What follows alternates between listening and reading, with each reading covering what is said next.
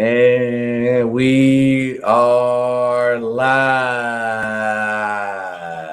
as we talk sports, real takes over fake debates here. Let me make sure I check everything is right while we get here. Because I got to make sure everything is right, Sean, because I'm finally back in action, back at home. I'm happy. I'm back at home.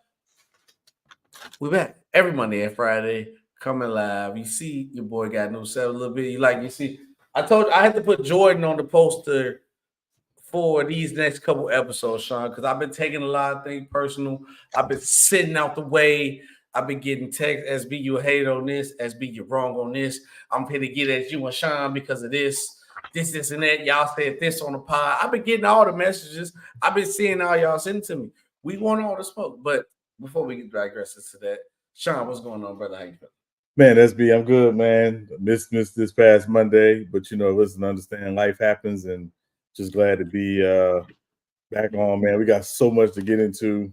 How we're gonna go, but we're gonna go. I know we got stuff we got to get into, and but I do got one quick question for you. Go ahead. What you got?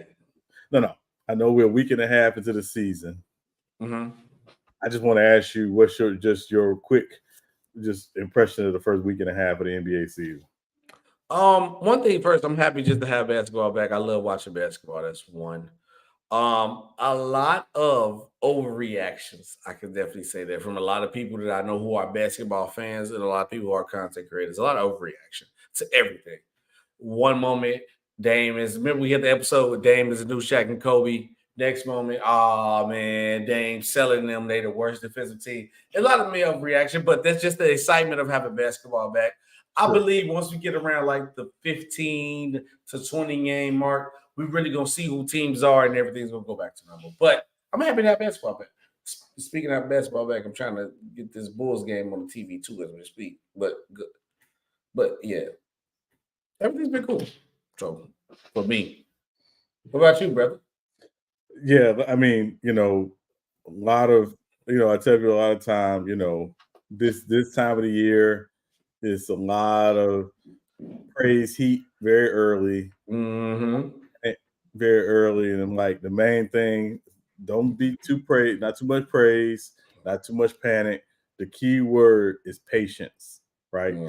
Teams, like in the first 20 games of the season, are trying to find themselves, figure out their rotations. You got new coaches, new players in different places, blah blah blah. Patience is the key, right? Most of these teams that look to the way they do today will not look the same way, after December 1st, when guys become trade eligible, and definitely won't look this way by the trade deadline. So main thing is, don't panic, don't praise so much, just patience. Just be patient and let's see how things play out. Yeah, and sometimes, Sean, I don't really necessarily be patient, but sometimes I be tired. So if you guys are feeling tired, just how sometimes I have been, go to swiftenergy.gg and use code RTOFD to get 20% off on your order. W plug, by the way. I'm working on that. Shout out to the sponsor. Shout out to the Swift Energy for the sponsors. Mama, we made it. Mama, we made it. Oh. But shout out to the chat. Shout out Nicholas Brown, always showing love in the chat. He said, like, share, subscribe. Salute Taj in the building. Salute Goat. Salute Tiff. I gotta get my what's the name? Okay, let me just. I'm not gonna use that. My wireless mic is going haywire. Let me technical difficulties. Day one. Salute Tiff.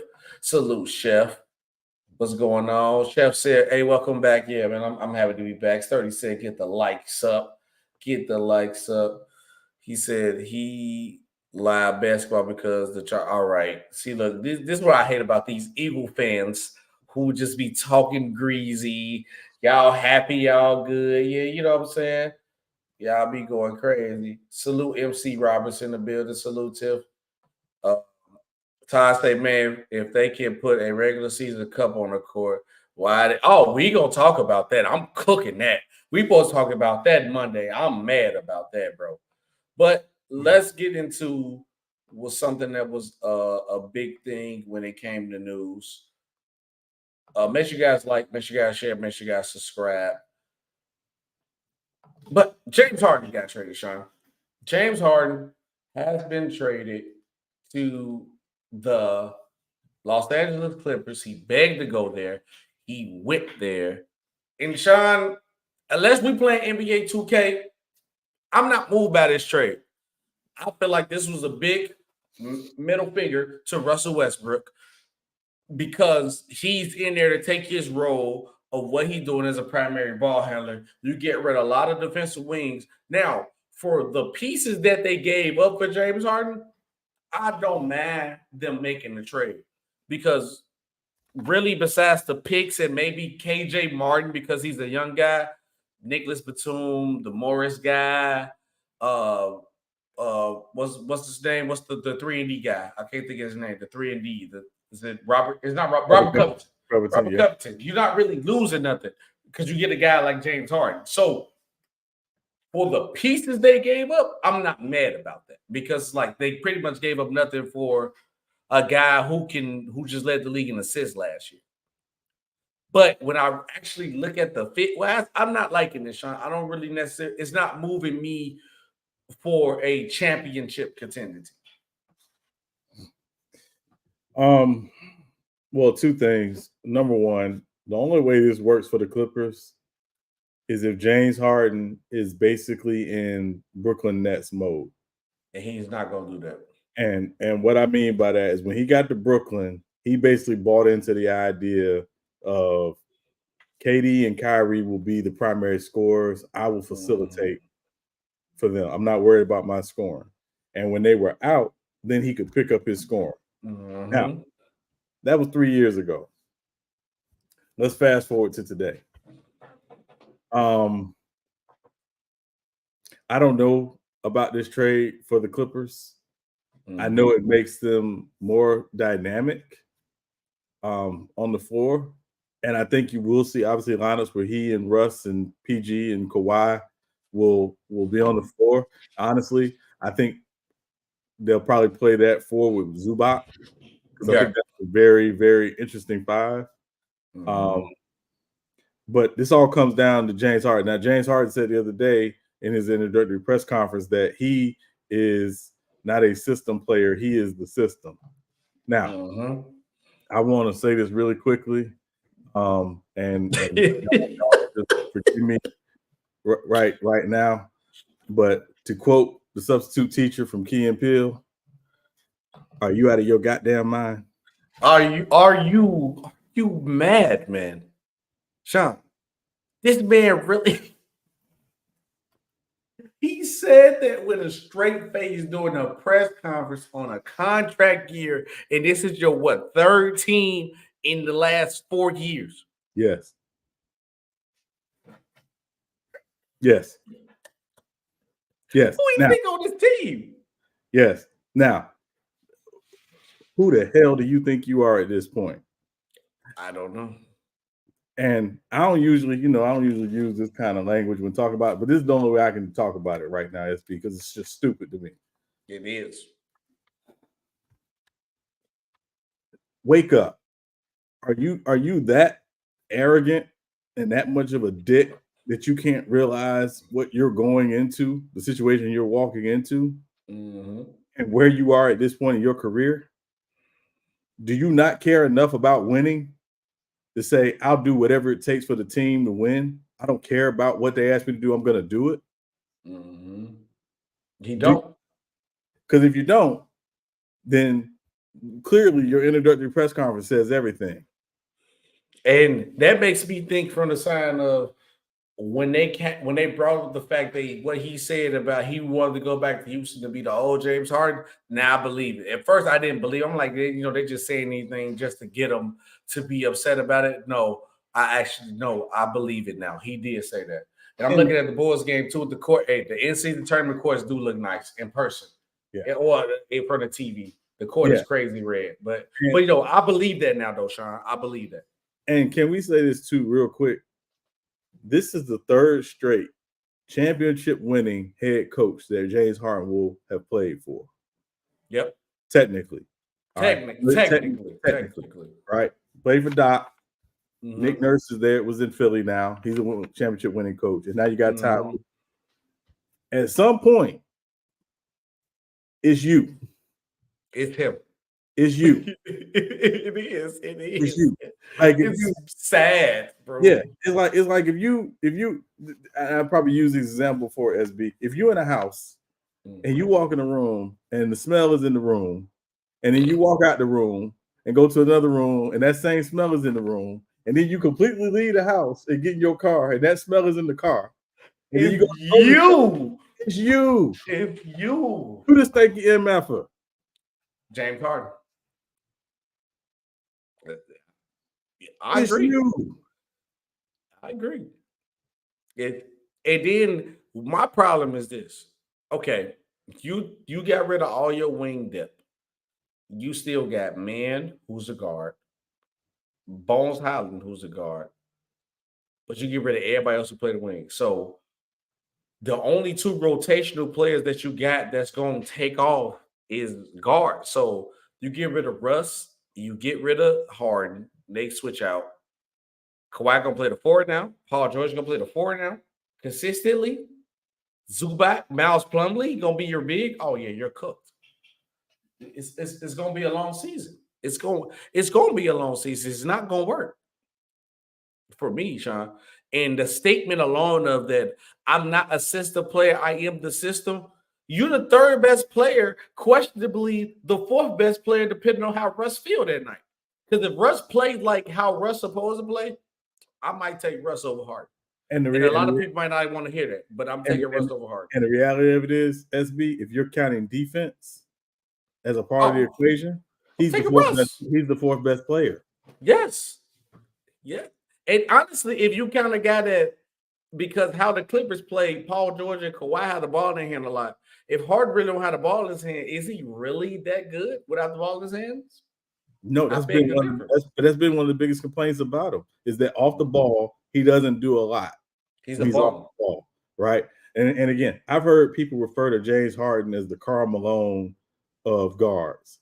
I don't necessarily agree with that, and I'll tell you why. Karl Malone, for years, did the best he could to try to lead the Jazz, right? He just wasn't better than Jordan. Which is understandable. He just wasn't better than Olajuwon, which is understandable. He leaves Utah. He goes to LA. He doesn't go to LA and say, hey, I'm going to be the second all-time leading scorer that I've been for 18 years in Utah. No, I'm going to go here and play a role because this is Shaq's team. This is Kobe's team. I'm going to play a role, and me and GP are here to try to win. And the only reason why I believe they didn't win or didn't have a better chance at winning is because when Karl Malone got hurt in the playoffs, they didn't have a shot against Detroit in the finals. But they had a really good season in spite of all the turmoil going on, part because those guys bought in. Karl Malone proved that later in his career, he could make the transition to being a role player from being a franchise player and, again, the second all-time lead scorer and a two-time former MVP. But at the end of the day, Harden gets smoked, one, because of the playoffs, and because of the attitude that we heard in the press conference the other day. I still can't believe Sirius said this, though. Right. He said this. Right, yeah. So, yeah. So, sure. Yeah, I don't know. I'm going to tell you like this, right? We always look at situations and we ask why players are not in the NBA. Because I still look at Boogie Cousins and look at how the league is played today. I don't understand how Boogie Cousins don't have a job. This is why players don't have a job. Because we don't necessarily, as fans of the game, we don't necessarily get to see this demeanor attitude. I haven't seen a player do things like this, and this is my first ever favorite basketball player where I paid attention to. I'm going to say this. I haven't seen it when I paid attention to this heavily since Allen Iverson. This reminds me of Allen Iverson when he was on the Pistons and the Grizzlies, and he was on the late end of his career. He couldn't accept the fact of who he was. I better start here. I better start. If I ain't starting, I ain't coming. You know what I'm saying? And he had to realize, and the NBA just blackballed him out the league. And Harden got to realize this. The league can replace James Harden instantly now. He's one of the greatest two guards, top 5 shooting guard of all time. But he's top 5. He's top 5. He's top 5. He's top 5. We don't got to do the shot. Jordan, Kobe, Wade, Harden. No, West, and then we can argue about West, who that fifth spot is. Harden. Is it going to say Allen Iverson? People say Iverson. Some people say Drexler. I'm just saying. Drexler and Iverson not better than James Harden. Well, Drexler and Iverson have both led teams to the final. Something James Harden has never done. And Drexler and Iverson don't have a Drexler and Iverson don't have an MVP or 6 man of the year. Well, Iverson got an MVP, but he don't got both. Yeah. Now, again, the MVP, Steve Nash got 2 of them. Everybody say Steve Nash the top 5 point guard of all time? Top 10 point guard. Exactly. Harden's the top 10. But hold on, wait. But to be fair, the shooting guard is the weakest position in rank out of every sport, every position in basketball. That's the fact. That's the weakest. It's the weakest. I would agree with that. So that's why Harden makes it. And now, if the shooting guards was as strong as the point guards, because now you could get a 2-time MVP because you got Magic, you got Isaiah, you got Oscar, you got Curry, you got Chris Paul, you got Kidd. I can see Nash being there because you got players like Jason Kidd who didn't win the MVP but was as dominant as he was. But the shooting guard, I can't necessarily say that. And again, the delineator from Harden is he's the MVP who's never led a team to the finals. He's the Steve Nash of shooting guards. I'm not mad at you, Chicago Steve Nash shooting guards, but I feel he's top 5. Honestly, he might be ahead of Wade. I hate to tell you. Hell no. Now, I don't know what you drinking out of that river, that lake, that lake in Chicago. But now you're smoking. Now you're smoking. He might be playoffs because the playoffs matter. They do. And James Harden regularly crapped the bed in the playoffs. He has never. He was injured the whole season too, Sean. He's never had a significant playoff run in his life. No, I ain't gonna say that. When he was on the Rockets with Dwight. No, with him and CP when they made the West Conference Finals, that he was cooking. Right. And what did he do? Chris Paul got hurt. Don't do that. Iguodala. What are we talking about? Chris Paul got hurt. So did Andre Iguodala. What are we talking about? So what did Andre Iguodala? They def lineup wasn't the def lineup. What are we talking about? Okay, you know what? We can move on. We can move on. Come on, John. We have stuff to talk about. Look, we got other stuff. But let's go. Let's ask the chat, man. Look, is James Harden the top 5 shooting guard of all time, chat? And if he is, where does he rank in the top 5? And is he ahead of D-Wade? Yes or no? Let us know, chat. But Sean, speaking of never say somebody's ahead of D-Wade. That's all I'm gonna say. Moving on. Go ahead. I mean, he's from Robinson, Yeah. I mean, I ain't claiming D-Wade right now. I don't know what he got going on right now. We ain't claiming. Hey, no, listen. I'm talking about the basketball player. I ain't talking about the dude. I'm talking about the basketball player. All right. That's all I'm gonna say. We moving on. All right, go ahead. But with the Wembanyama posted his first monster game of NBA career with a 38-point game comeback win against the Phoenix Suns. Cause imagine everybody talking about the Spurs beat the Phoenix Suns. Oh, Devin Booker didn't play. This game, Devin Booker played.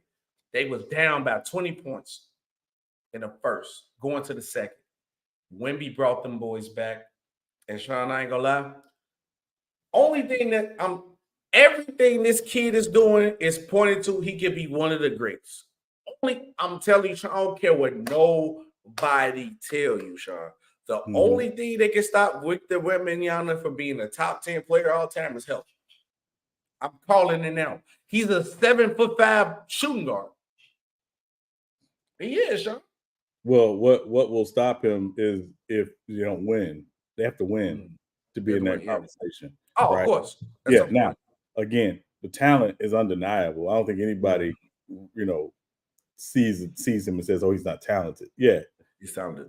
Yeah, it's not just having talent; it's what you do with it.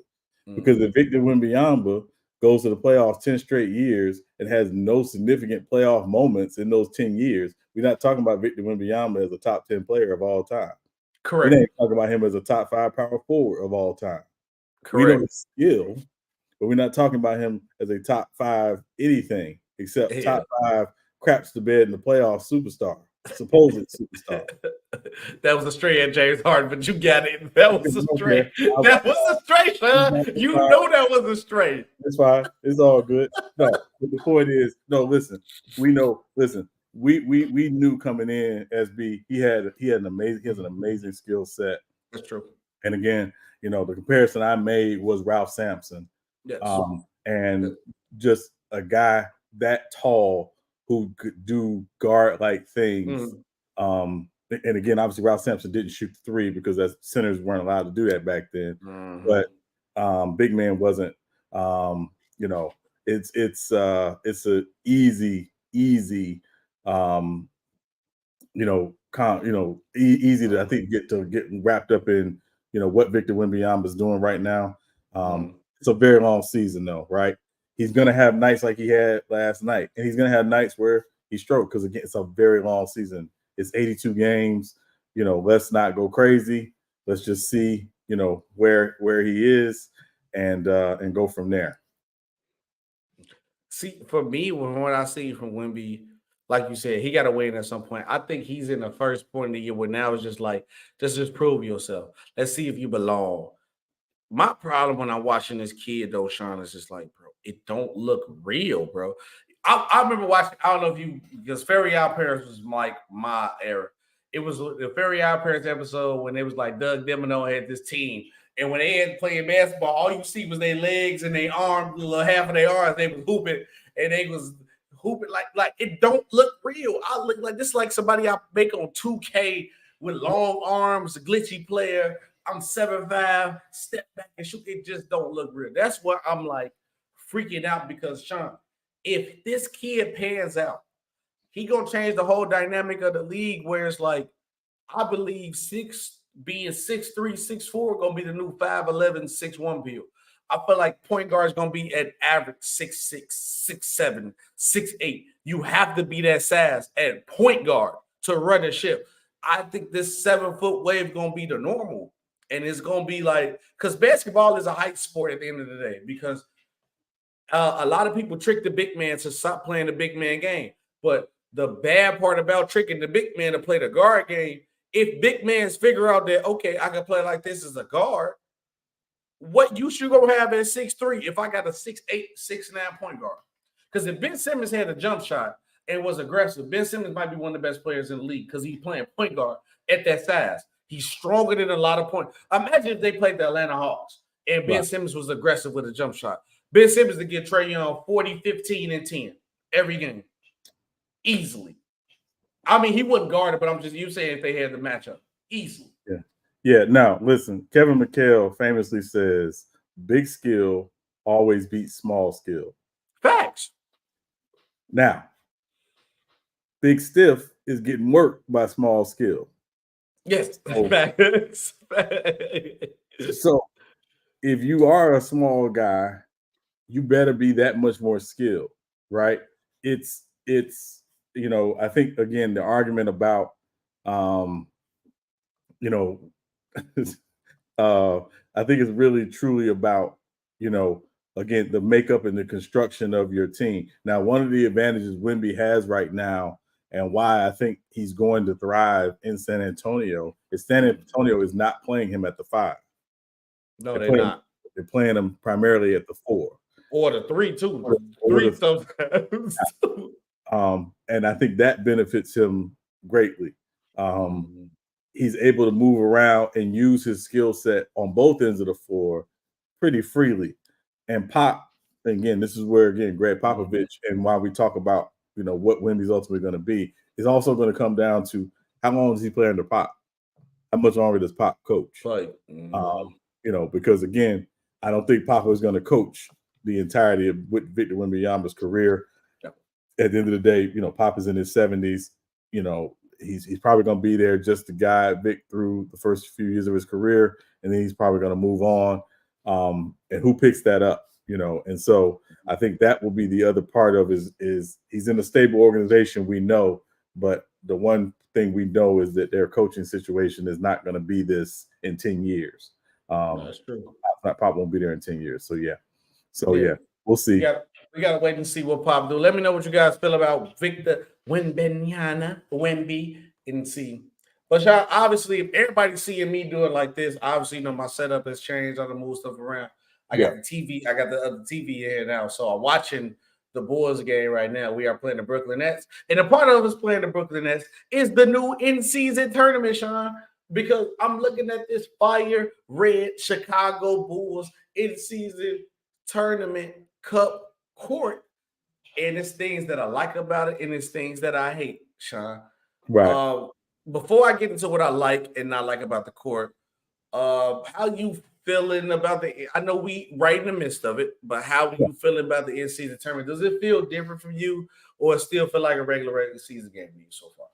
I mean, it feels like a regular season game so far because it's in November, right? Yeah. I think you can change the uniforms, change the courts, and it's great from a marketing standpoint, which I'm not mad with the NBA for doing it. I understand why the NBA felt the need to do it. But what it's going to come down to is ultimately the quality of the play and how seriously teams take these games. I do again like that it seems like teams are being so far to start the season. Most of the teams have been really competitive.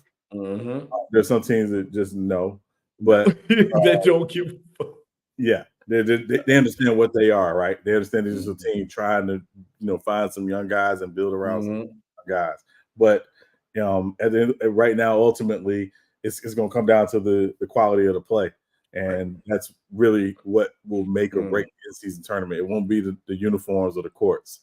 And I know people complained about the trophy and the Larry O'Brien trophy not being on the floor. I'm definitely going to cook that. Yeah. One of the reasons why allegedly they took the trophy off of the floor was because it was difficult for the officials to see the backcourt violations potentially. So my thing is that I think they should bring it back, but they got to shrink it. Don't make it take up the whole half court. Just make it take up, a good portion of it, and make sure that the half court line, is very much delineated in the trophy, because that was a big issue. Yeah. Now for me, Sean, like, I'm glad you brought that up, because that's where my problem came in at with it. Because I'm looking from where I'm looking, and I'm glancing. Obviously, I'm not as zoned in as I usually be seeing every play, but I still feel like the Bulls are. It don't feel like a playoff game. It still feel like a regular season game. And maybe I'm not fully paying attention. I could be wrong. If y'all are watching a play-in game right now, you feel like a playoff game to me, please let me know. But my problem definitely came in with, I love the court. I love the jerseys. The Nike been selling with the city jerseys, but I like the design because it gives you the feel as a fan and knowing, like, okay, this game is an important game. But I do have a problem that the Larry O'Brien Trophy was not in the finals, because we get the in-season tournament and you adjusted it, because you told me the problem was it was hard for the officials to see the half court with the trophy. Shrink it down, because when you look at the in-season tournament cup, and I'm looking at the Bulls court right now, they shrunk the trophy down enough where you can see it at, or maybe darken the court a little bit, or brighten the trophy enough where you can see the transparent difference enough of where the ref can make the call. Because obviously, when I'm going off top of my head, I believe that the last time the trophy was there was like the Boston versus LA series. That's what I'm thinking. Yeah, it might have been Miami, Dallas. I think maybe or Miami, Dallas. Around that time. So my man said, it's like, okay, if you could do it for this, do it for the other courts. I ain't saying I don't want to see, like, if the Nuggets I don't want to see no blue ass court. You could make a regular court, but put the trophy there. I feel like if you figured out a way to do it for the in-season tournament cup, you can do it for this one. That's it. Yeah. So also, Sean, point guard, who I think one of the best point guards in the league, Tyrese Halliburton, had a big incentive that he wanted to add to the in-season tournament cup. I want to know how you feel about it. Point guard Tyrese Halliburton said that if you win the in-season tournament cup, you should get an automatic top 4 seed in the playoff spot. And I like this idea, because now they give you more incentive, because now, like, people complain about resting players, this, and that. So say if, like, okay, if you win the play-in spot, you get a top 4 seed. Now you might take games off, sit your players up and rest and everything like that. only way you could possibly get higher seed than the other guys, maybe you have to be like a certain games behind them, because obviously if you rest players, or it could be off the record. I love the idea of that. How you feel about it? No, I'm absolutely agree. I think again, ultimately, they'll figure out how to add incentives. They try to incentivize it with money and all that stuff, and blah, blah, blah. It's not enough. If you're an older team in particular, and you're saying, "Hey, listen, we got some older guys. We want to try to find them rest throughout the season, but we don't want to miss the playoffs. We go and win the in-season tournament." Say you're the Clippers, right? Where your core four guys are 35, 32, and 33, I believe. If you win the in-season tournament, you should be guaranteed a playoff spot. And not just guaranteed a playoff spot, guaranteed a top 6 spot. So you're not in the play-in. Okay, top 4. Yeah, maybe even top 4. Now, I wouldn't necessarily guarantee them one of the top 3 spots, because I think the top 3 spots, in my opinion, should go to the division winners. Because if you win your division, you deserve, I think, a top 3 spot under this new format. But that said, I think definitely a top 4 spot, and no minimum, no less than a top 6 spot. Yeah, I think you should get home court advantage. That's what I'm saying. And you make the playoffs with home court advantage with for at least one round, or at least the first round. First round. So if you're the 4 seed, you automatically get home court advantage for the first round. Okay, yeah. All right, I agree with that. All right, yeah, that's a good take. Yeah, I like your take on that one. The Harden, this one definitely like. Yeah. I mean, look, you can debate it. We can have a hard versus. We're going to say that for Monday. I don't want to waste time talking about a loser, because he's a loser. So that's correct. I mean, the guy who got carried by Shaq and LeBron, he wasn't carried by Shaq. Shaq averaged the 3rd most points in that finals on the Miami Heat. And that's fine. D-Wade closed the door. D-Wade closed the door, but Shaq got him there. No. Shaq, no, hold on. No. Let's get this right now. Shaq got him. Shaq averaged less points in the NBA Finals than Antoine Walker. No, that's the finals. But what about the whole playoff run, though? It wasn't. Wade was doing his thing the whole playoff run. He took it to another level in the finals. I mean, when you get something we've never said about James Harden. How many free throw attempts he averaged a game? That's something we've never said about James Harden, by the way. No, I agree with that. But how many free throws? If he played in the strip club, James Harden would be a top 5 shooting guard easily. Okay, I agree with you, but can you agree with how many free throw attempts D-Wade averaged in the finals? Though it don't. Hey, listen, it does matter. It was ridiculous. He wasn't blowing the whistle. D-Wade, I love Wade. He wasn't blowing the whistle. Was he blowing the whistle? He was being aggressive. They made the calls. We can debate whether or not the calls were questionable, but he wasn't blowing the whistle. That's fine. Let's move on. Let's go. A lot of things that was questionable. You know what? I'm gonna let you cook on this real quick, and then because we got to get to some other stuff, because we got some other hot stuff to get to. But now a lot of things that was questionable. People ask, SB does not have Luka in his top 5 players. Luka isn't the top 5 player. SBY. Okay, look. Everybody keep asking me, and now Sturdy's been pushing this narrative that I hate Luka. I don't hate Luka. I don't hate the kid.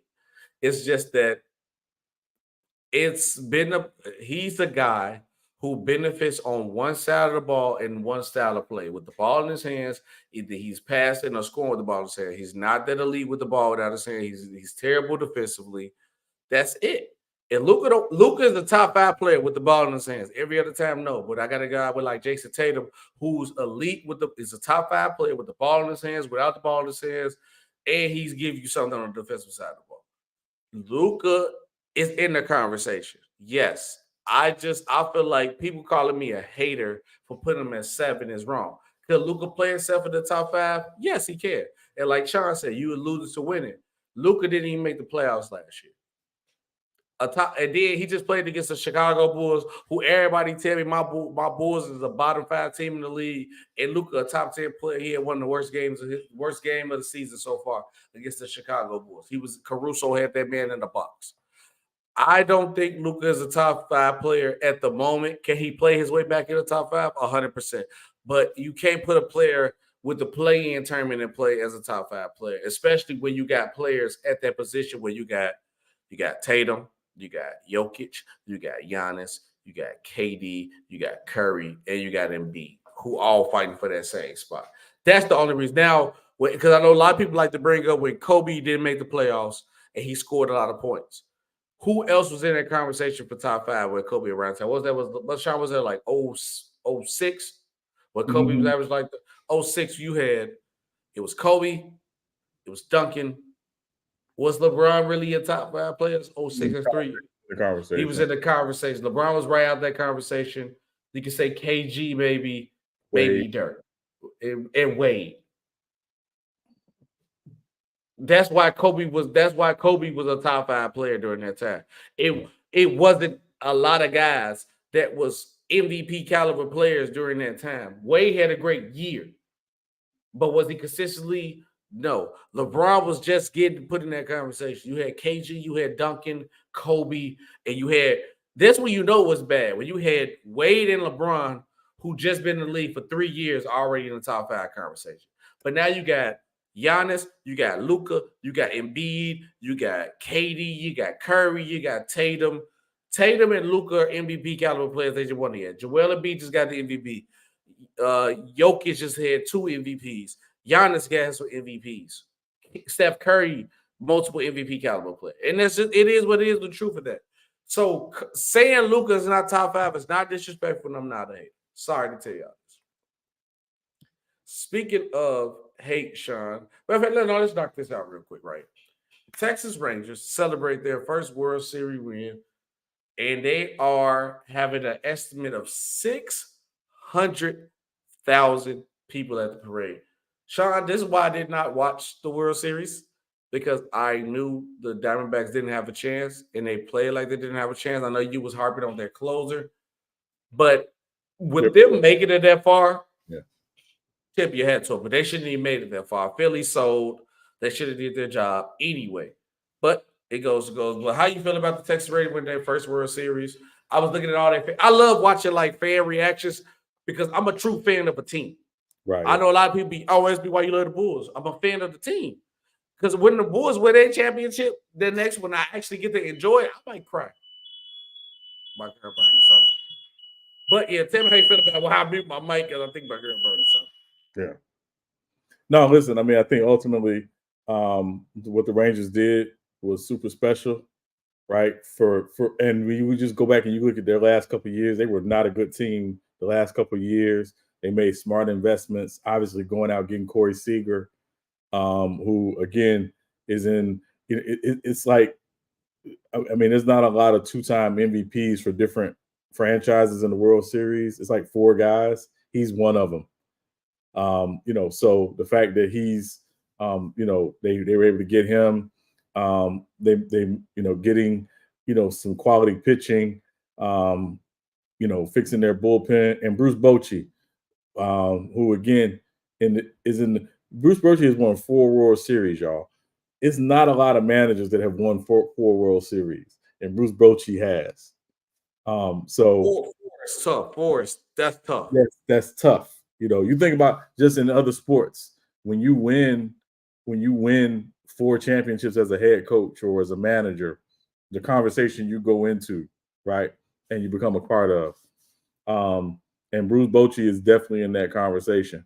So the fact that he was able to, take over a team that, again, wasn't very good the last couple of years shows, his leadership, his experience, but also how that roster was built. They should be very, very happy right now. Now, that said, there are teams in the American League that will be coming back next year, presumably after free agency, and after, some trades are made. I would hope the Rangers don't just, rest on their laurels with this one. That's really kind of what it comes down to. You won, great.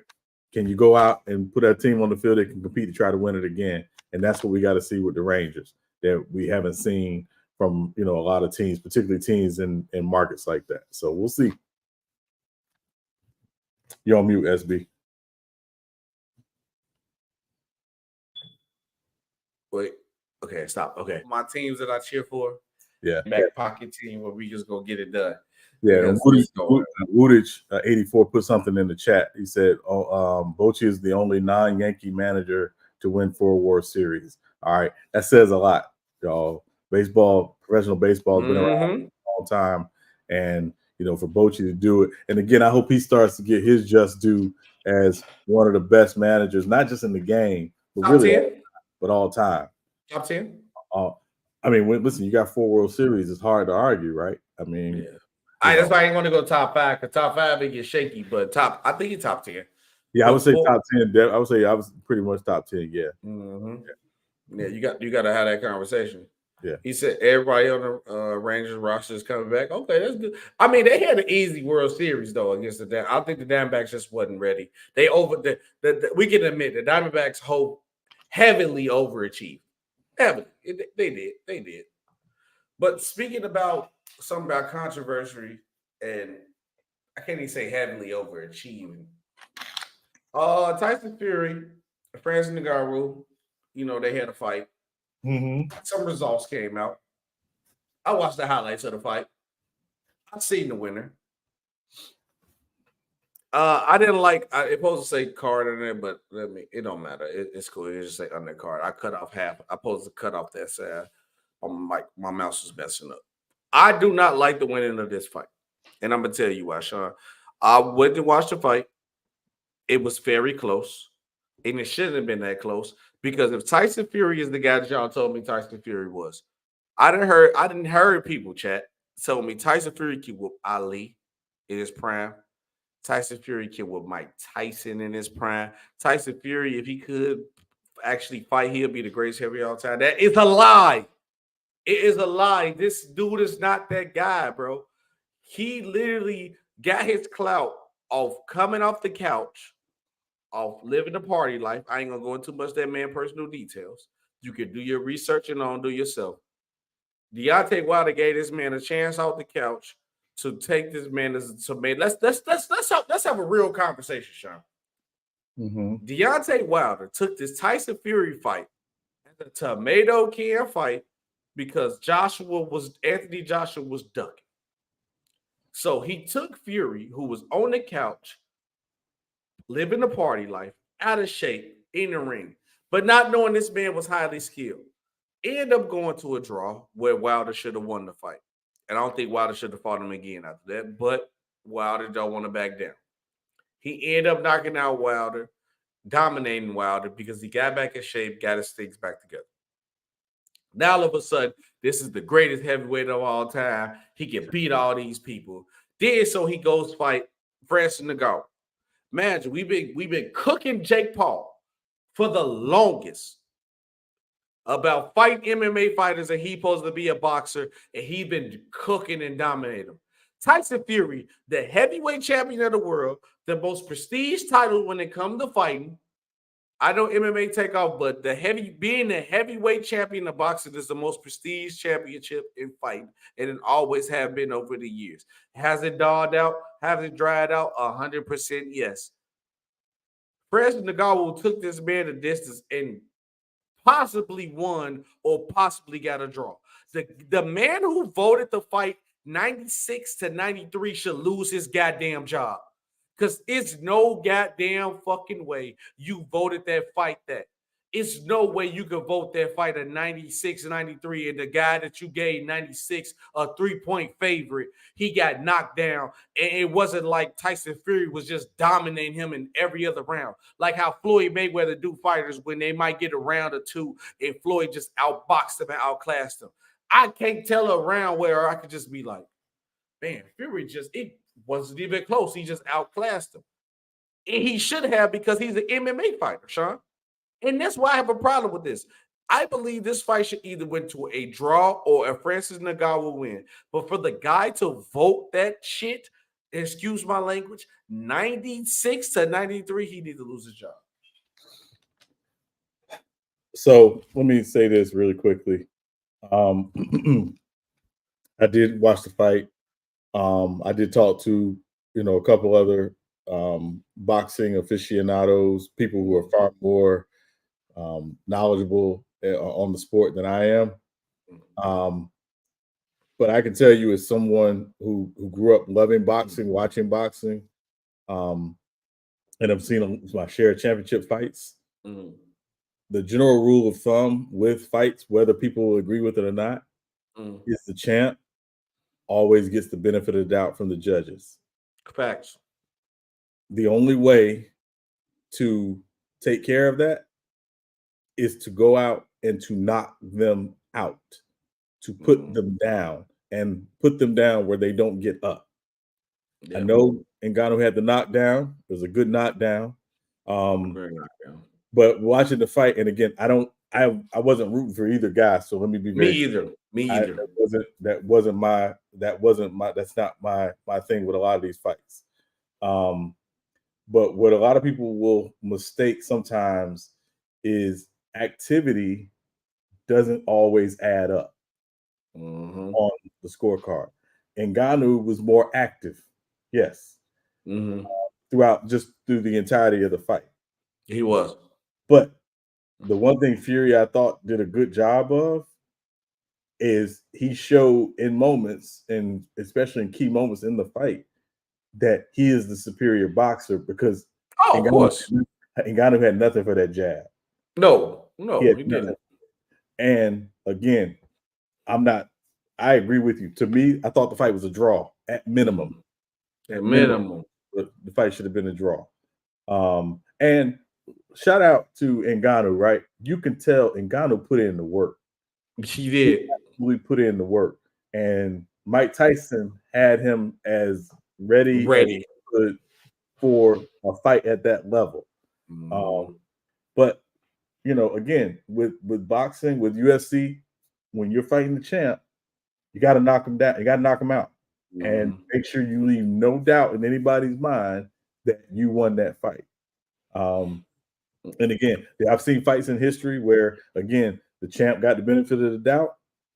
Now, if they rematch or if there's a rematch, a lot of times in the rematch, the challenger who lost that first fight goes out in the rematch and puts in work. Put their work on them. Put their work on them. Yeah, and leaves no doubt in their mind. So Khalil, facts on Dewey Cooper as well. So you know, I think salute Khalil. So I'd be curious to see if there is a rematch. But yeah, you know, let's see. But yeah, listen, I wish it had been ruled a draw, but it wasn't.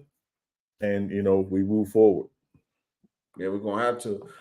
And we're gonna have to have a boxing episode with Khalil. I love Khalil's knowledge, man. We're gonna have to. Khalil makes me feel dumb every time I talk boxing. Bro, I swear, Khalil, I'll be cooking people with. It was like when I was, because I know about Sugar Ray Robinson. Yeah, Sugar Ray Robinson. Yeah, I respect. Like, that's the only person I just like. The best.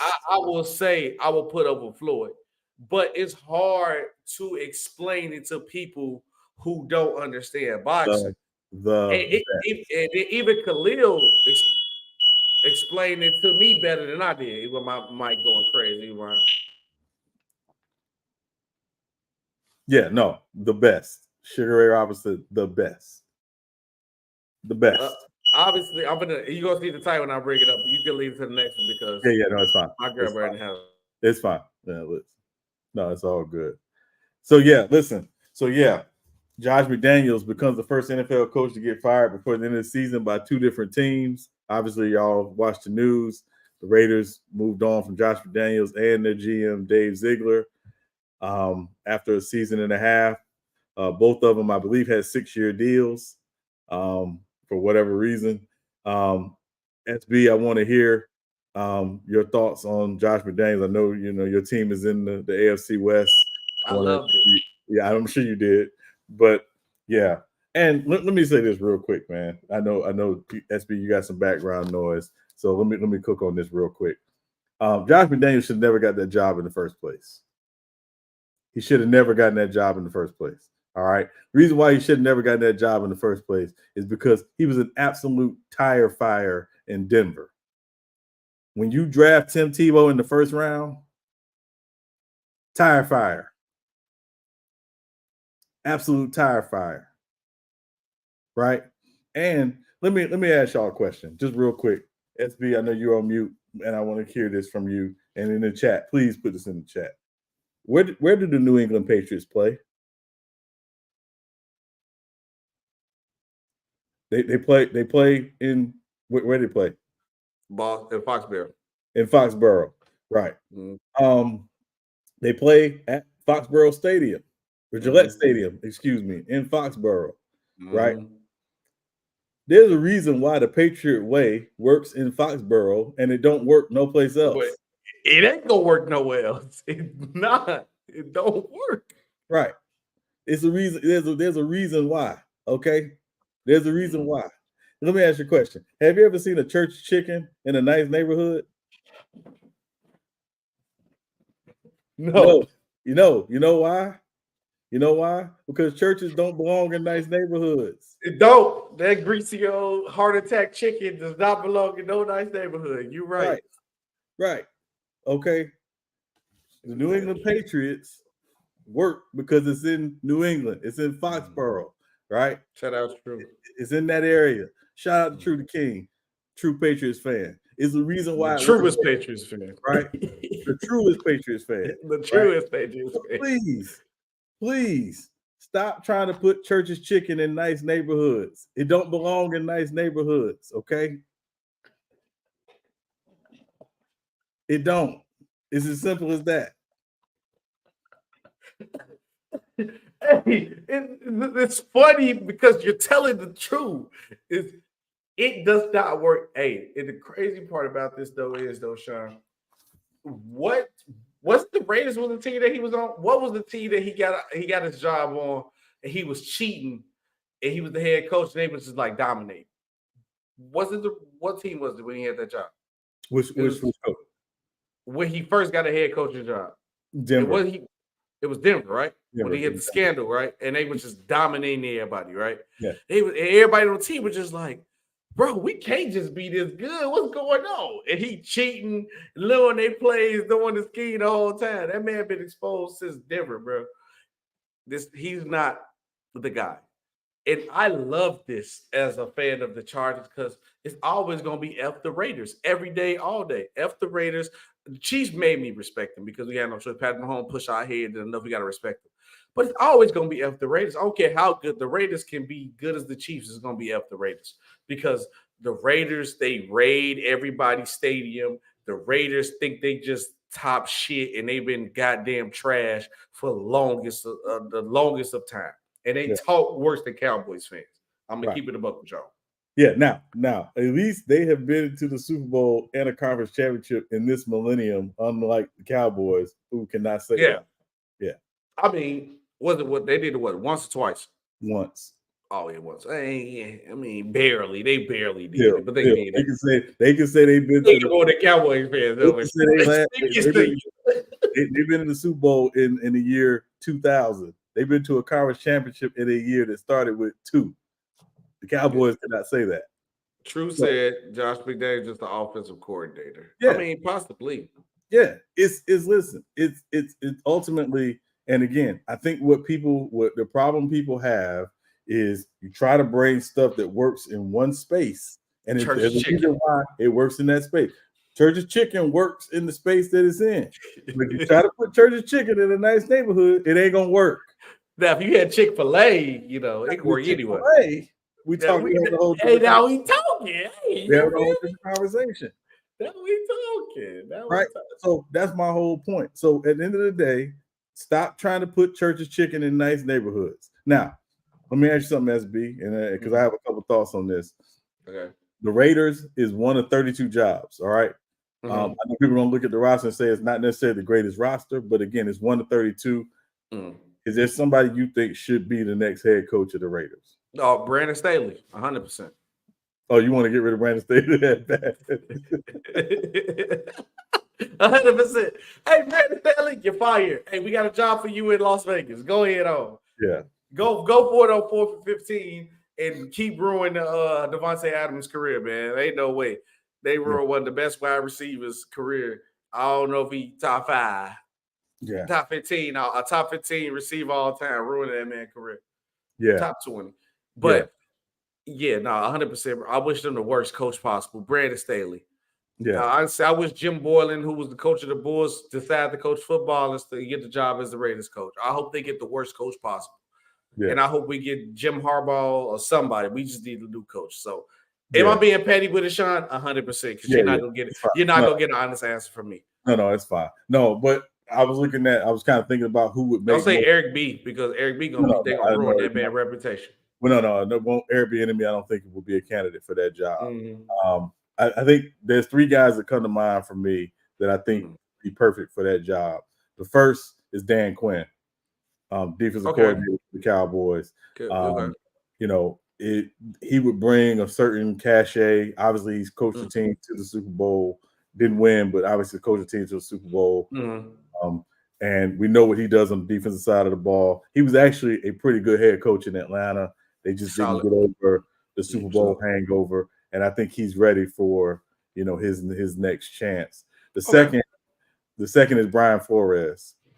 And I'll tell you why. A lot of people will look at Miami and say, oh, it didn't work in Miami with Tua, blah, blah, blah.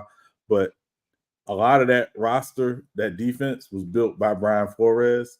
And while they were going through the growing pains with Tua as a rookie quarterback, which it seems like the Raiders are ending up going through with a rookie quarterback next year, you want a defensive guy to come in. And again, he sets a culture.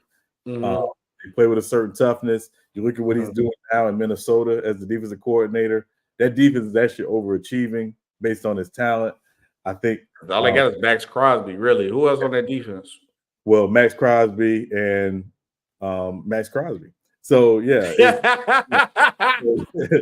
So it's not I think he would make a lot of sense, and I think too he would bring a stability. And again, he came from the Patriots, but he doesn't necessarily institute the Patriot way where he goes. Right. He's his own man, and he understands what he wants to do. So I think he would provide a stability there. And then the third and final one, and again, I think this won't be with a lot of controversy just because of what's going on right now, is Jim Harbaugh. Nah, he goes to the Bears or he comes to LA. Well, I mean, listen, it's again with all the controversy going on, and again, the advantage the Raiders have right now is they have an opening. So they could conceivably hire Jim Harbaugh before anybody else would have a chance. You don't like the motivational speech that the guy from the coach they got now? He's the Oakland guy, the Raider guy. It was a great speech for a movie intro. I think Antonio Pierce is going to do a good job. He understands the Raider standard, and y'all please, for those of y'all who don't know and not old enough to know, the Raiders were, and there's the reason why there's Raider fans all over the world, just like Cowboys and Steelers. They were one of the seminal franchises of the 70s when the NFL started playing on TV. There's Raider fans who aren't even from anywhere near that area. The standard is the standard. They were the team that all the bad guys went to and all the bad boys went to that a lot of teams didn't want, and they were able to win and be very successful with those guys. The standard is the standard for the Raiders. And you want somebody who's going to bring in and kind of reimpose that standard. Understanding realistically that you're playing for second in that division because of the Chiefs and Packers, Andy Reid. So I think it will be. So it's going to be interesting. But those would be the 3 guys that I would think would make the most sense, for them for their head coach. I told you to coach with me, Brandon Staley. Go ahead and take Brandon Staley. Man. Yeah, but I'd be curious to know in the chat, who y'all think should be the next head coach, of the Raiders. Drop a name in the chat. Let us know in the chat. And also, let me drop the second banner. If you don't know, the show is sponsored by Swift Energy. So if you ever feel like you in a ruts, in a klutz, go to swiftenergy.com and use RTOFD to get 20% off on any order that you use. WW plug by me, by the way. Sean, it's that time of the night of the podcast. Picks of the week. I know we missed out on Monday who won. We can tell y'all long story short. I technically won, but we just get Sean the W. We gonna ask why. We ain't gonna ask why or why SB want to get Sean the W. I missed out on the episode. Maybe we gotta start getting the guest host when SB missed out. But since I missed the episode on Monday, we gonna ask why. Well, first of all, the picks were made last Friday. Right. So it didn't matter if you missed the episode on Monday. The picks were the picks. So at the end of the day, you lost because of the picks. All right. So that's all that matters. Now, maybe nobody remember the picks. It was a funky weekend with some of the picks, but that's neither here nor there. We got 4 key games that we really want to talk about. Yes, we got. We're gonna get to matchups. some key matchups, but we're not gonna talk about those first. We're gonna get to our first picks. As we know. I didn't write it in here, Sean, but hold on, wait. Before we go to our picks, NFL trade deadline. Let's talk about the trade. I forgot to write it in. I'm sorry, guys. My big trade. We could just do our big trades that we're going to talk about. The Montez Sweat. I think it was a great pickup for the Bears for what they got him for. I think if you gave him a second, you could have gave him a third for Chase Young. But whatever. Montez Sweat to the Bears. Had a great pass rush to that line. I think they needed that on that line. And obviously, you get a player like Montez Sweat for a second is a steal. My other one was obviously the Chase Young one too. For the 49ers to get him for a third, that is a steal. You add something else to that pass rush, him, Nick Bosa, and other guys on that line. Obviously, it makes you wonder, like you were saying earlier before the show, like what is they so worried about that pass rush on that line? But I think the addition of Chase Young was great. And for what you got him for, it's a steal for me. But go ahead. What's your 2 picks or 2 trades from the trade deadline? And what really stuck out to you besides anything else? Or is it the Montez Sweat and Chase Young for you? So 2 things. I didn't like the Montez Sweat trade for the Bears, and I'll tell you why. Okay. You give him a second round pick. That pick is likely going to end up somewhere in the top 5 in the second round. It is basically another first round pick. And Montez Sweat is a free agent after this season. So, I don't know if that was necessarily a smart deal for the Bears. He's a really talented football player, but I think they could have gotten him in free agency because the Bears have cap space. So I didn't necessarily like them giving up a pick that high for someone they could have gotten in free agency. But not talking about him, the football player. I'm just talking about from the organizational perspective. The organization standpoint. Now, the Chase Young to the 49ers. Obviously, the 49ers have had some issues with their pass rush. That's why they go out and get Randy Gregory a couple weeks ago from Denver, and now they bring in Chase Young. The Niners are worried about their pass rush and their defense in general, which, again, that's another conversation. Was a good move for them. A couple of moves I like McCole Hardman going back to the Chiefs. Chiefs have not really had a lot of consistency, particularly deep threat consistency from their receivers. And so I think obviously he brings that, he provides that for them. And then kind of one that nobody's really talking about, obviously with Kirk Cousins going out for the season with the Achilles, Josh Dobbs going to Minnesota. Dobbs has actually played really solid football for Arizona, which is not a very good team. I think once he gets there, he learns the system. He can hold down the fort. Minnesota, obviously, I think is going to be in the quarterback market in the offseason. But at least for, right now, when Dobbs is ready to play, I don't think they're not winning the division. Obviously, Detroit is winning that division. But I think they'll be in the wild card hunt, and Dobbs will help keep them there with just his solid play. So those are the 2 for me. I guess Arizona is full on with the tank because I'm like, what made them get Josh Dobbs? Wasn't like the best, but he wasn't playing bad. I guess they all out with the tank. Well, that and Kyler Murray, I think, is close to coming back. And so, I'm not sure when Murray's going to be back. They're saying he's ramping up, and not even sure whether or not they're going to play him when he does come back. It seems like they're going to, but how many more weeks we got left in the NFL season? So week 9. We're halfway through the season. We're halfway through the season. So Call of Duty's going to come out, so you might as well dock off another 4 more weeks because a new Call of Duty for the drop. So I'm letting you know now, you ain't going to see Kyler Murray for another 5 weeks. A new Call of Duty drop. You think he set out the whole season so far? I think Call of Duty dropped if it's not this weekend, it's next weekend. Right. And Call of Duty, you're cooked. It's over with. You're done. But let's go ahead and get into these picks of the week, Sean. All right. First game is Chicago at New Orleans. I'm taking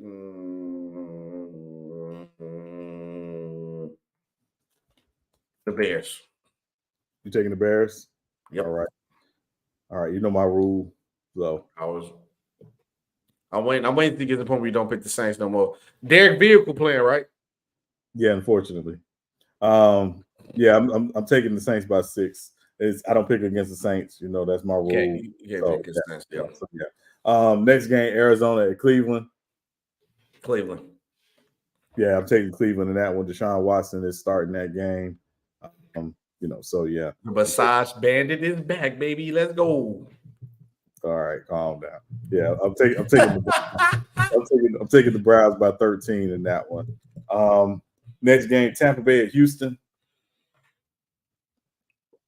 I know you're gonna pick against the Buccaneers, but I'm not picking against Houston. I love Houston this year.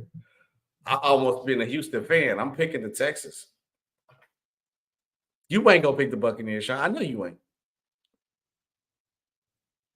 You're not saying it all. You can't. Even if you knew if they was even playing the Cardinals with all they starters out, you would still pick the Cardinals. You won't pick the Buccaneers. I picked Tampa Bay in a couple games this year. When? I don't remember. It would have been a parade in here if I knew you picked Tampa Bay against Atlanta, and Atlanta won the game. So yeah. You did? Yeah, I did. Yeah. I'm about to go back and watch the episode and see that. What week is this? Listen, I think Houston, took a tough loss last week in Carolina. Obviously, no Dameon Pierce for Houston. That hurts. But that said, CJ Stroud is top 5 against the blitz. We know how much Tampa likes the blitz with Todd Bowles in that defense. I think Houston's defense will play solid football. And again, the key for them is, when, Tampa Bay gets down and Baker Mayfield has to throw the football a lot, how opportunistic will Houston's defense be in those moments? Because I think Houston can jump out early and kind of hold on. So I'm taking Houston in that one, but I'm taking Houston by 3. Yeah, it's gonna be a close one. Yeah. Next game. MC Robert said, "Sean, remember what happened last time?" I guess. Yes, I recall. Thank you, MC Robinson, for bringing up the past. Minnesota at Atlanta. 2 new starters. Taylor Heineke started for the Falcons since Desmond Ridder has been benched, and Minnesota starting a rookie quarterback from BYU. I'm taking Atlanta. You're taking Atlanta? No, I'm gonna go with the defense, the better defense. Yeah, I'm taking Atlanta as well. I think Heineke. A lot of people, if you didn't see Taylor Heineke play in Washington, he actually played really solid for them. Helped lead them to their last playoff berth. No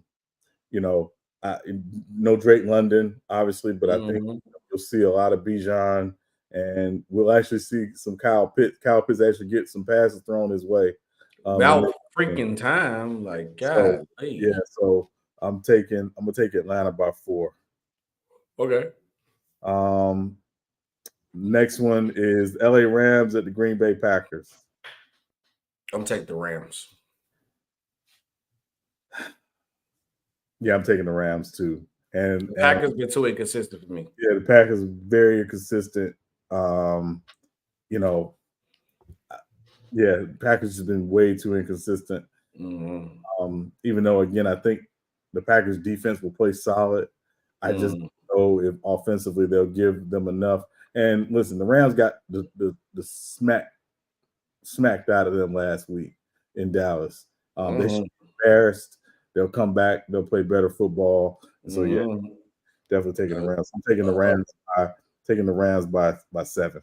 Agreed. Next game is the Washington Commanders at the New England Patriots. Sorry, True. I'm not betting on the Patriots no more. Every time I bet on them, they lose. So maybe y'all will get a win because I'm betting against y'all. I'm taking the Commanders. The Patriots sold me to me every time I believe in the Patriots, and I think the Patriots should win this game, but I'm not doing it.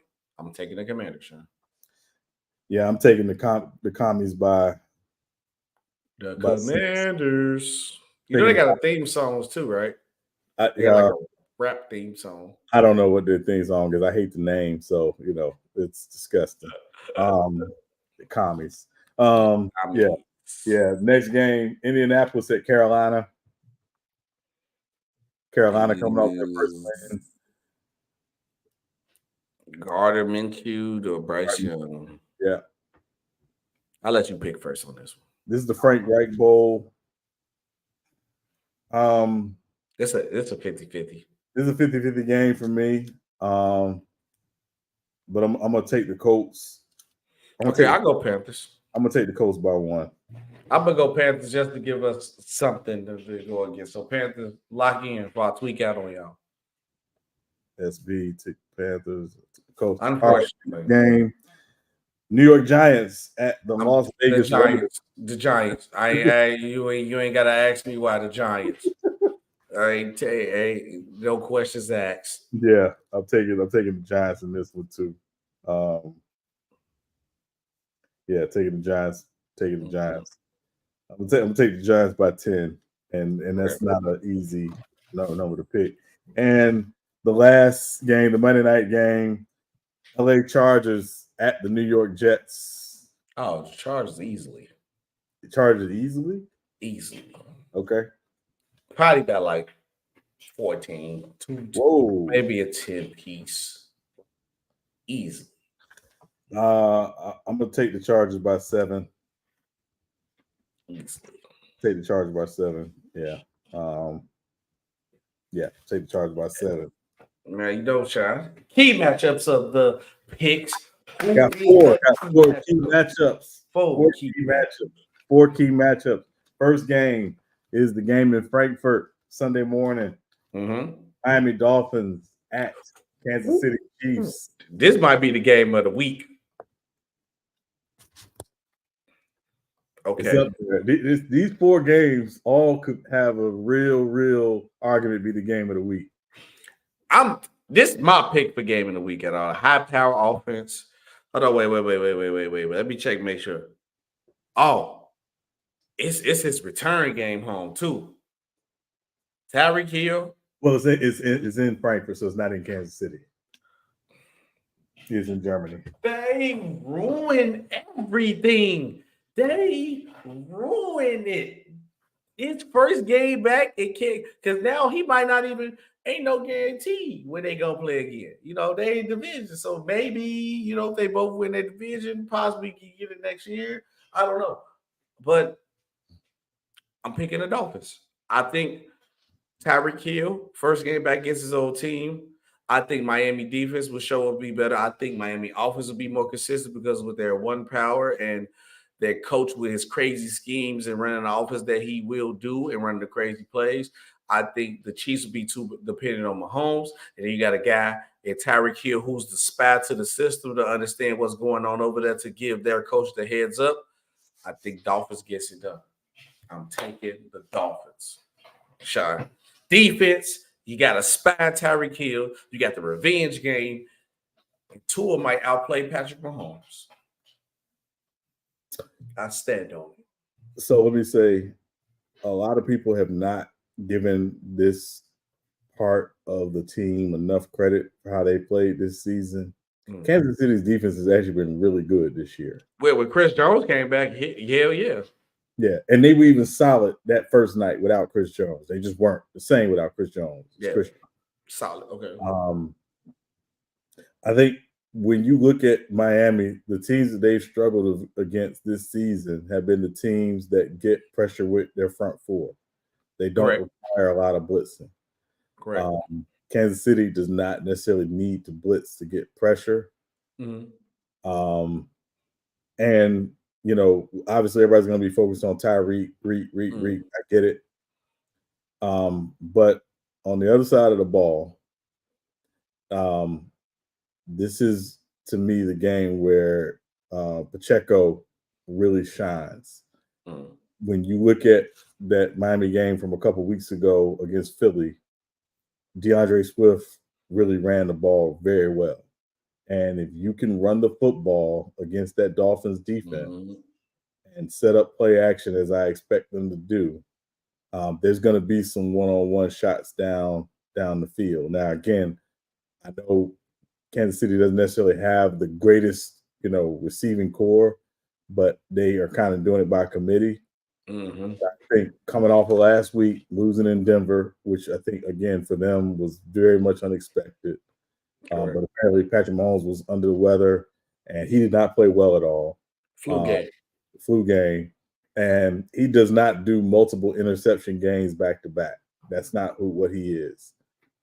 He's going to be sharp on Sunday. So I'm taking Kansas City in this one. You see what truth telling? Dolphins may blow them out. Yeah, let's just look at the games the Dolphins have lost this year. When they've played equal or better talent or more talented team than them, they've gotten handled. Yeah. Right? They beat the teams they're supposed to beat.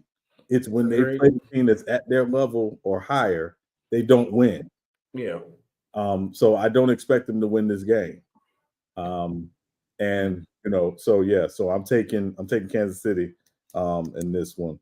Okay. Next game, the big game at 1 p.m., the early game schedule, Seattle at Baltimore.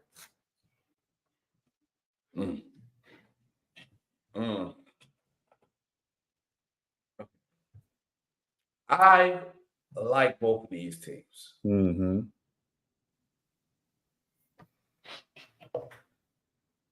I don't know the NFC West leading Seattle Seahawks, by the way.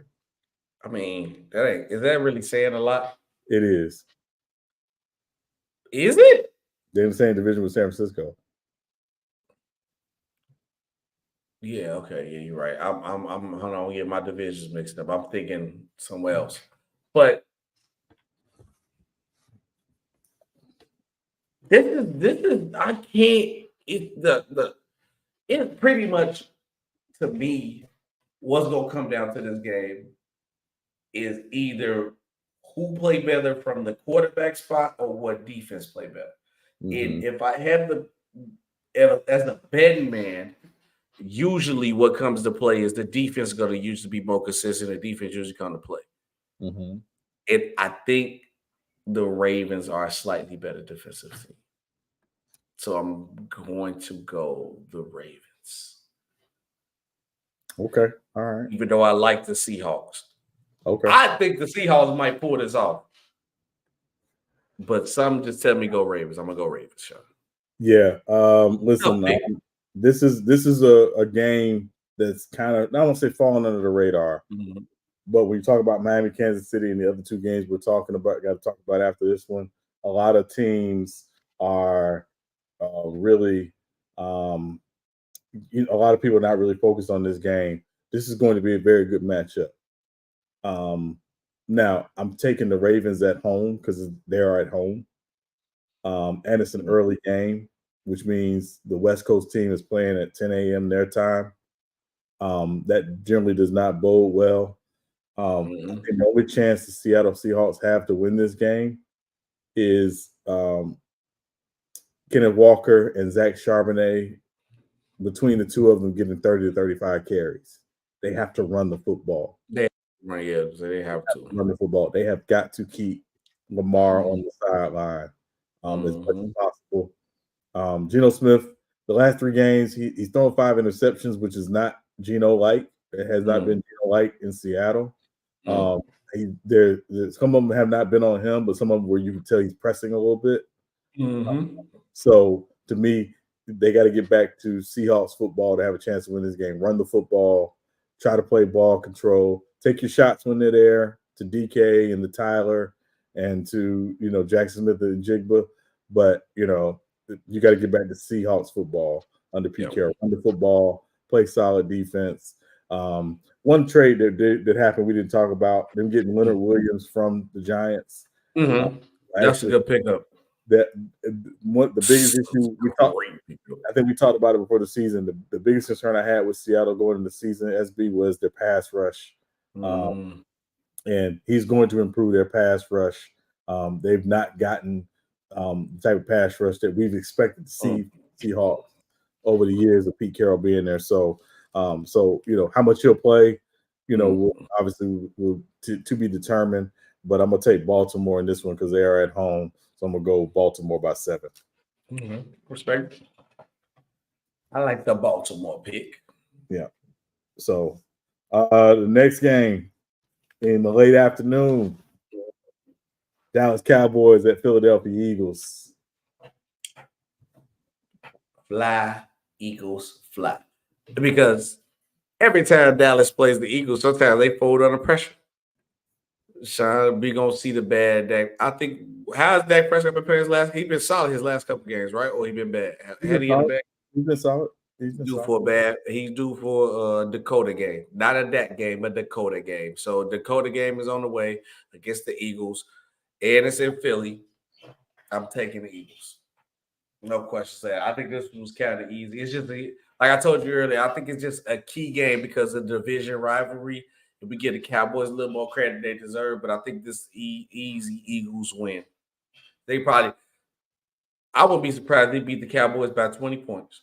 Oh man, I wouldn't be surprised they beat the Cowboys. Fold against them, and I think they do. I'm gonna look before I talk crazy. Let me go check their last couple games.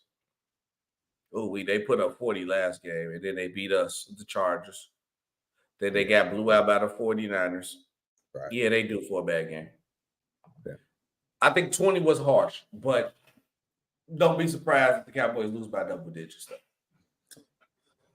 I guarantee you a double digit loss. Okay. 20 was harsh. I ain't gonna lie. 20 was harsh. Listen, I mean, you never know. Because I didn't expect the Rams to go out and get blown out the way they did in Dallas. They definitely did. Yeah. Got their head pushed in back there. Yeah, it was ugly. Yeah. No, never mind. I won't say that. But anyway. I'm sorry. Yeah, I'm taking taking Philly in this game. Okay. I think two things will be the telltale in this game. Dallas does not run the football. They can't run the football, particularly when they get down, in the red zone. And it's almost like they had a red zone running back they let go. Right, yeah. So, they missed a lot. And the fact they did nothing at the trade deadline to address that, is very telling. It might be slightly arrogant on the part of Jera, but it is what it is. And I think the Eagles, while the Eagles' weak link in their defense is the secondary, I don't know if Dallas will be able to take advantage of that enough to win the game. Bradbury has not been the same guy he was last year. Is Bayard playing already? He played already, right? But yeah, he played last week in Washington. Yeah, you still got to ease him in a little bit. Yeah, I think he'll play more. But certainly, you got to be on the lookout for him. The key to this game, everybody's talking about AJ Brown. And AJ Brown with the six straight 125-yard games, which nobody has done in NFL history. And I think obviously Dallas is very, very aware of that. Bland and Gilmore should be up for the talent. So, but that said, to me, the key to this game is Dallas Goedert. The Cowboys are 30th against tight ends this year. You saw in the Monday night game, Parr had a really good game. Gerald Everett had a really solid game. If you have a really good tight end playing against the Cowboys, that person can eat. And so I expect Dallas Goedert, especially on third down, to eat quite a bit. He could have one of those 9-catch, 120-yard games. It's possible this week. And he's a top 10 tight end, y'all. If y'all don't know, Dallas Goedert is like that. It's just when you play on the same team with AJ and with Slim Reaper, Devontae Smith, you kind of fall under. But I also think the other piece too is Philly will just be more balanced. Philly has shown in football. And so I think that's why I'm taking the Eagles in this one. It's going to be raucous. It's going to be loud. Philly Dallas week is real. And it is real. It's real. So, yeah, so I'm with you. I'm taking the Eagles, not by 20, but I'm Eagles fly. I mean, look, they going to fold when they feel in Philly. I'm just telling they going to fold. Yeah, I'm taking the Eagles by 11 in this one. And then the last game, the Sunday night game, Buffalo Bills at the Cincinnati Bengals. Joe Burrow and Josh Allen. Shout out Joe Burrow and them boys. They actually been playing better because everybody just, even I was on a train where he kept getting hurt, and I'm like, man, they might need to just slow it down, tank it down a season, tank for Marvin Harrison Jr. You finna lose T. Higgins because you can't pay him. Go get a rookie to replace him. I was saying tank, but the Bengals have been looking better.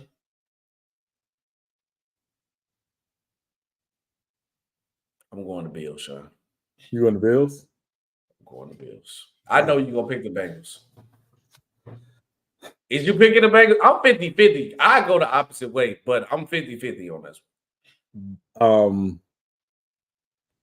I think this game is all going to come down to quarterback play better, honestly, to me. To me. I think quarterback play obviously is going to be a big part of it. The big question for me is which defense is going to be able to force the quarterback into not just some bad plays, but to be uncomfortable. And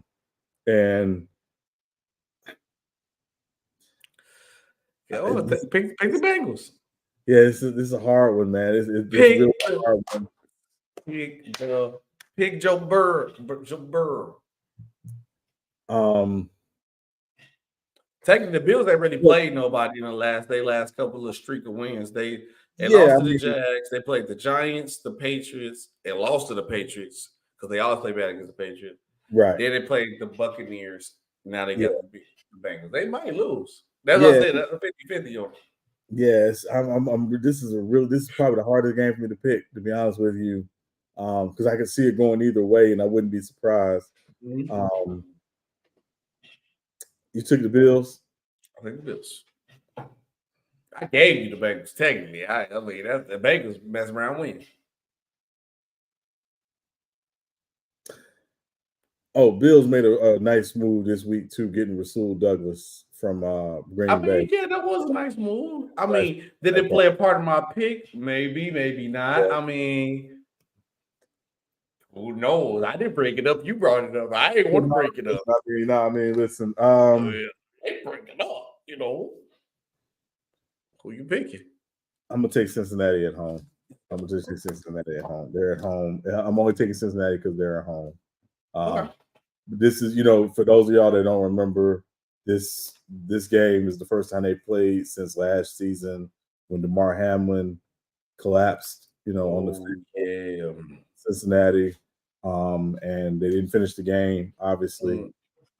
So, not that some of that will be hanging over, but obviously when happened the last time you played this team in the same stadium, there's, some of that to be thinking about, but definitely. Shout out to Mar. He's back out there too. The kid's back moving and grooving.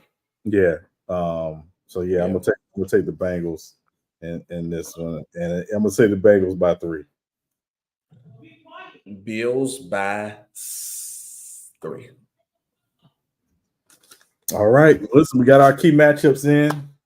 Yes, what do y'all think? Steve Robinson, I know you said you had some college questions, college games. I hope you drop them in the chat real quick because I know we're getting past time. But what is your questions, MC Robinson? I think I know a couple of things you're gonna ask about, but yeah. Okay, he got 3 college picks for Sean. There you go right here. Sean, I got 3 college picks for you. All upset alert. Alabama versus LSU, Georgia versus Missouri, and Texas versus Kansas State. Sean, what do you got for? I'm gonna go in reverse order. So Texas at Kansas versus Kansas State. Yes, I know Texas is on upset alert.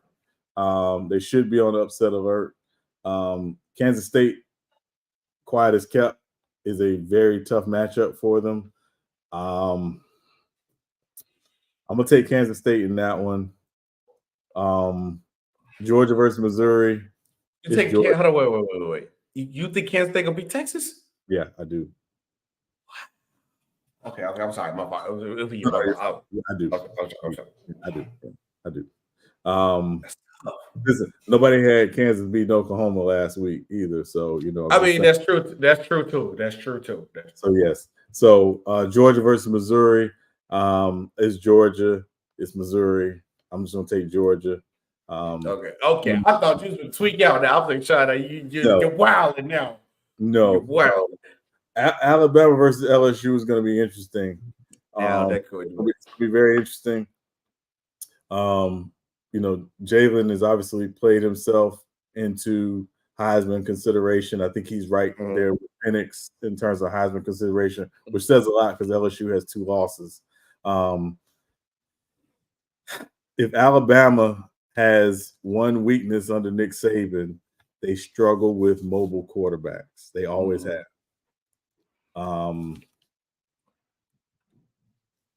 I know a lot of people are going to look at this game and say LSU's offense versus Alabama's defense, but I actually think it's going to come down to the other side. Okay. I think it's going to come down to Alabama's offense versus LSU's defense. LSU's defense has been very, very porous in moments this season. It's not the standard that we expect from LSU. Game is in Alabama. It's in Tuscaloosa. It's under the lights. I'm taking Alabama. I like that. Roll Tide. They can take it down. Taking Bama. Roll Tide. I like that.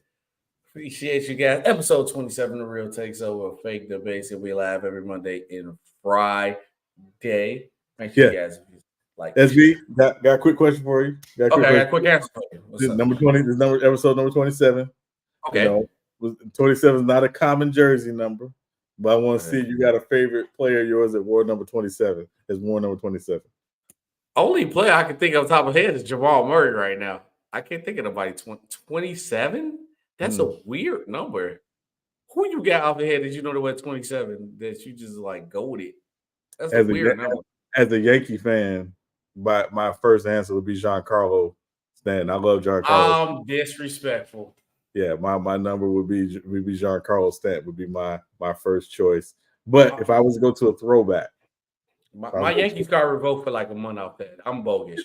I know better. It's basketball time. I ain't thinking about baseball, but I'm disrespectful. Yeah. My fault, Carlos.